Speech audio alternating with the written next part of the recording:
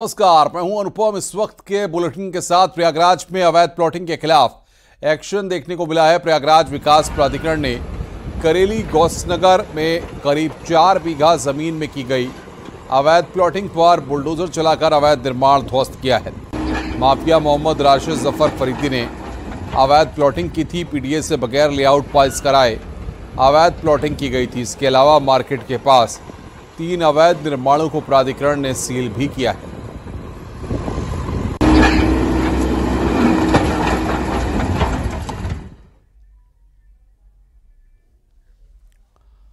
उत्तर प्रदेश में होने वाले उपचुनाव और लोकसभा चुनाव के नतीजों को लेकर लखनऊ में बीजेपी के राष्ट्रीय महामंत्री संगठन बीएल संतोष ने बीजेपी कोर कमेटी के साथ बैठक की।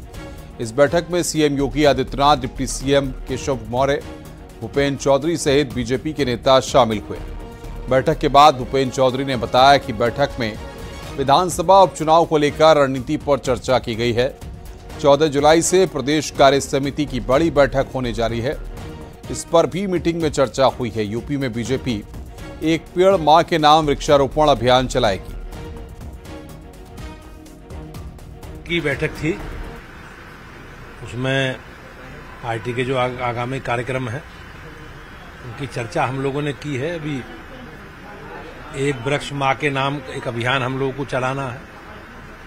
14 तारीख को माननीय राष्ट्रीय अध्यक्ष जी का कार्यक्रम है। बड़ी प्रदेश कार्य समिति की बैठक है। उसके बाद उन्हीं विषयों को लेकर कोर कमेटी में चर्चा हुई है और निश्चित रूप से राष्ट्रीय पदाधिकारी के नाते माननीय संगठन जी मंत्री जी के प्रवास के क्रम में इस प्रकार की बैठकें, कार्यक्रम, अभियानों की समीक्षा करना, आगामी कार्य योजना बनाना, ये उसका हिस्सा रहा।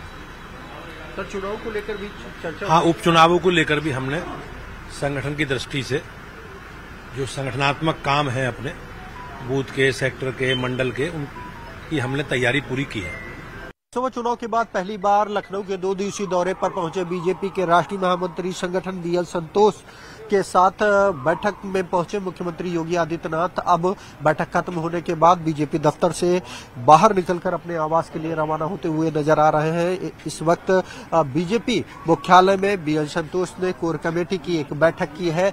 ये बैठक करीब 2 घंटे तक चली है। इस बैठक में सबसे पहले बीते लोकसभा चुनाव में हुए हार के कारणों पर चर्चा की गई है और साथ ही साथ जो आगामी विधानसभा उपचुनाव है उसमें किस तरह से बीजेपी की जीत सुनिश्चित की जाए, इसको लेकर एक अहम रणनीति बनाई गई है। आप देख सकते हैं कि इस वक्त उत्तर प्रदेश के मुख्यमंत्री योगी आदित्यनाथ कोर कमेटी की बैठक खत्म होने के बाद अपने आवास के लिए रवाना होते हुए नजर आ रहे हैं। इस बैठक में मुख्यमंत्री योगी आदित्यनाथ के साथ दोनों deputy CM Brajesh Pathak, Keshav Prasad Maurya, BJP के प्रदेश अध्यक्ष भूपेन्द्र चौधरी, प्रदेश संगठन महामंत्री धर्मपाल सिंह भी मौजूद थे, जो कि कोर कमेटी के मेंबर हैं। कैमरामैन उपेंद्र यादव के साथ राजीव प्रताप सिंह, न्यूज 18 लखनऊ।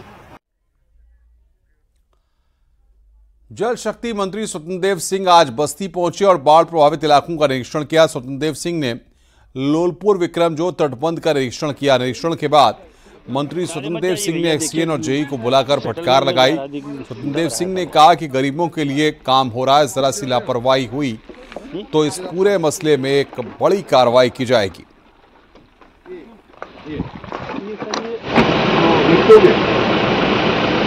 कोई बचा नहीं पाएगा, ये काम है, इसलिए एक काम होता है, किसी पर भरोसा नहीं होता है।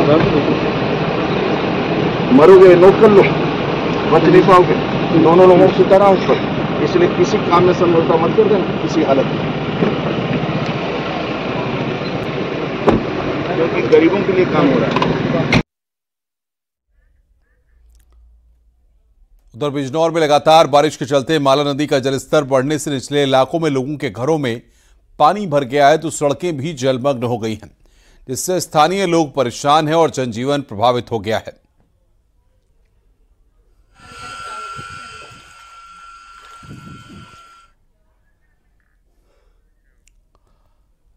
अंबेडकर नगर पुलिस ने एक शख्स की हत्या का 12 घंटे के अंदर पुलिस ने खुलासा करते हुए 4 आरोपियों को गिरफ्तार किया है। पुलिस के मुताबिक पैसों के लेन देन को लेकर इस हत्याकांड को अंजाम दिया गया। दरअसल मरने वाले शख्स से आरोपी ने 35 लाख रुपए लोन पर लिए थे, लेकिन पैसे नहीं चुकाने के चलते आरोपी ने इस हत्याकांड की साजिश रची एसपी ने पुलिस टीम को 10,000 रुपए का इनाम देने का ऐलान किया है।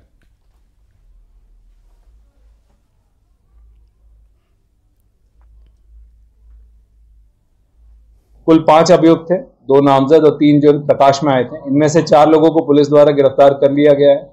आला कत्ल बरामद कर लिया गया है। इनके द्वारा जो घटना में गाड़ी प्रयोग की गई थी वो बरामद कर ली गई है। इसमें सीसीटीवी फुटेज बरामद किया गया है। फील्ड यूनिट द्वारा मौके से कई सारे साइंटिफिक एविडेंस बरामद किए गए और इन सभी को लगाते हुए इसमें अग्रिम विधिक कार्रवाई की जा रही है। इसमें जो टीमें लगाई गई थी उनके द्वारा जो इतनी तीव्र गति से अनावरण किया गया है महज कुछ घंटों के अंदर, उनको जनपद स्तर से 10,000 रुपए का इनाम भी घोषित किया। ललितपुर में पुलिस और बदमाशों के बीच मुठभेड़ हुई, जिसमें 2 बदमाश गोली लगने से घायल हो गए। दोनों के पैर में गोली लगी है। दोनों मवेशी चोरी के आरोप में लंबे समय से वांटेड थे। जाखलौन इलाके में मुठभेड़ हुई है। इनको भी अरेस्ट कर लिया गया है और इनके पास से लगभग 31,000 रुपए, एक पिकअप और मोटरसाइकिल जो है वो बरामद हुई है। अन्य पूछताछ जो है वो इनसे की जा रही है। इनके साथ इनके गैंग के और जो भी सदस्य होंगे उनके खिलाफ भी कठोर कार्रवाई जो है वो की जाएगी। जो घायल लोग हैं इनको तत्काल उपचार के लिए जो है इनको हॉस्पिटल में भेजा गया है। आगे की अग्रिम विधिक कार्रवाई जो है वो की जा रही है। प्रयागराज में साइबर क्राइम पुलिस को बड़ी कामयाबी मिली है। पुलिस ने फर्जी ऑनलाइन ट्रेडिंग ऐप व्हाट्सएप और टेलीग्राम ग्रुप के जरिए इन्वेस्टमेंट के नाम पर 1 करोड़ 26 लाख की ठगी करने वाले 3 अंतर्राज्यीय अपराधियों को गिरफ्तार किया है। गिरफ्तार आरोपियों में एक महिला भी शामिल है। गिरफ्तार तीनों अपराधी गुजरात के सूरत शहर के रहने वाले हैं। देखिए, प्रयागराज कमिश्नरेट के साइबर क्राइम पुलिस स्टेशन द्वारा एक गुड वर्क किया गया है। एक यहाँ पे साइबर क्राइम पुलिस स्टेशन में FIR दर्ज हुई थी 10/24, जिसमें वादी के बैंक अकाउंट से ट्रेडिंग के नाम पे पैसा ट्रांसफर करवा लिया गया था 1 करोड़ 26 लाख, और फिर उसको वहां से ब्लॉक कर दिया गया था और उसका पैसा जो है वो निकाल लिया गया था साइबर क्रिमिनल्स द्वारा। इस क्राइम को वर्कआउट करते हुए cyber crime police station commissionerate Prayagraj की टीम द्वारा 3 लोगों को गिरफ्तार किया गया है।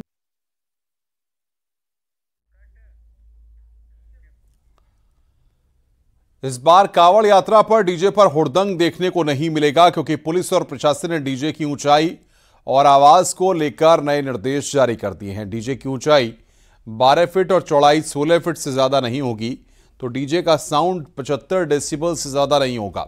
अगर तय मानकों से ऊपर डीजे मिलेगा तो पुलिस सख्त कार्रवाई करेगी। साथ ही कांवड़ियों को ID कार्ड भी साथ लेकर चलना पड़ेगा। तो ग्रुप कांवड़ ला रहे भक्तों को अपने थाने में भी सूचना देनी होगी। दरअसल मेरठ में कांवड़ यात्रा को लेकर हाई लेवल मीटिंग हुई है। इसमें दिल्ली, उत्तराखंड, हरियाणा के अफसर और यूपी के 6 मंडलों के अधिकारी मौजूद रहे। कांवड़ यात्रा में इस बार क्राउड मैनेजमेंट का खास ध्यान रखा जाएगा। कंट्रोल रूम आधुनिकतम सुविधाओं से लैस होंगे। रियल टाइम तस्वीरों का एक्सचेंज प्रत्येक राज्य से होगा। कांवड़ यात्रा रूट पर पुलिस की पैनी नजर रहेगी।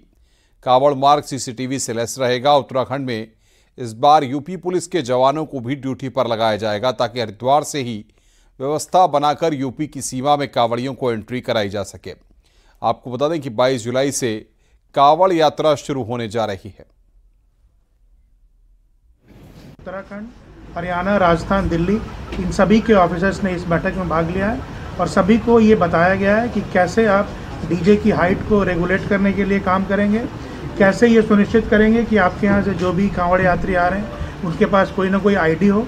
अगर ग्रुप में आ रहे हैं तो उनका पता उनके थाने का या गांव का इस तरह का एड्रेस हो, ताकि किसी भी इवेंचुअलिटी में मदद करने में आसानी हो सके। कांवड़ और डीजे की हाइट के कारण जो एक्सीडेंट्स होते हैं उसको रोकने के लिए सभी से वार्ता करके कांवड़ की जो हाइट है, डीजे की हाइट है, उसको कम किया जाए। कांवड़ व्यवस्था, कांवड़ के मार्गों पे सभी तरह की व्यवस्थाएं, चाहे वो रोड की हो, सफाई की हो, खाने पीने की हो, स्वच्छता की हो, महिलाओं की निजता से संबंध में जितने भी आवश्यकता हैं उनको उनकी पूर्ति समय से करा लिया जाए और पर्याप्त सुरक्षा बल रहेगा। प्रतापगढ़ में भी एक ऐसे ही बाबा का वीडियो सामने आया जो खुद को स्वयंभू ईश्वर बता रहा है।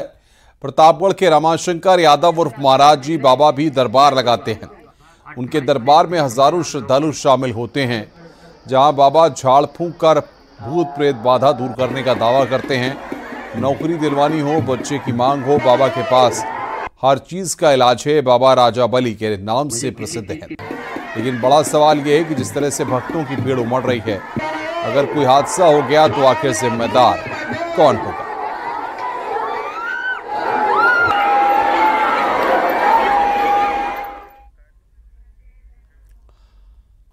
हाथरस हादसे से जुड़ी बड़ी खबर आ रही है। मामले में मुख्य आरोपी देवप्रकाश मधुकर को कोर्ट ने 14 दिन की न्यायिक हिरासत में भेजा है। हाथरस हादसे में भगदड़ में 121 लोगों की मौत हुई थी। जांच में सामने आया कि मधुकर दिल्ली में अपने साले के घर पर रुका था। फरारी के दौरान मधुकर कुछ सेवादारों के संपर्क में था, जिन लोगों ने फरारी के दौरान मधुकर की मदद की थी। पुलिस उनकी भी जांच कर रही है।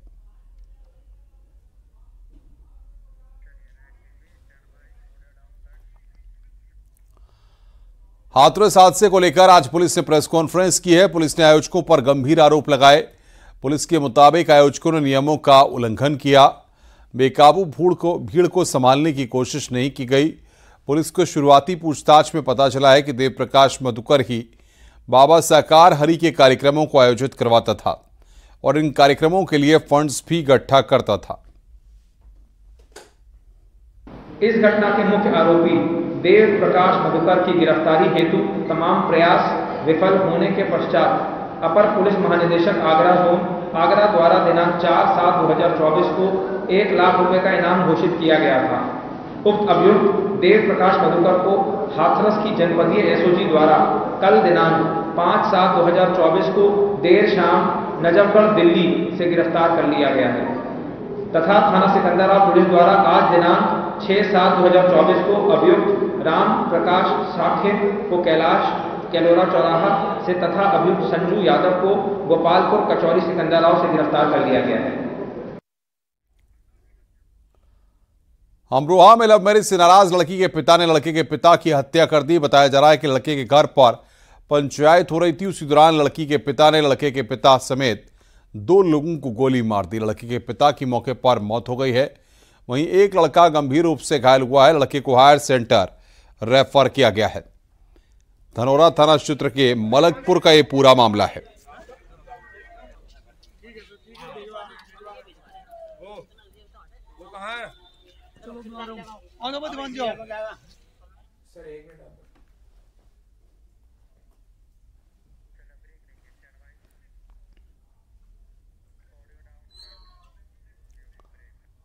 रुक रहे हैं ब्रेक के लिए। खबरों का सिलसिला लगातार जारी है।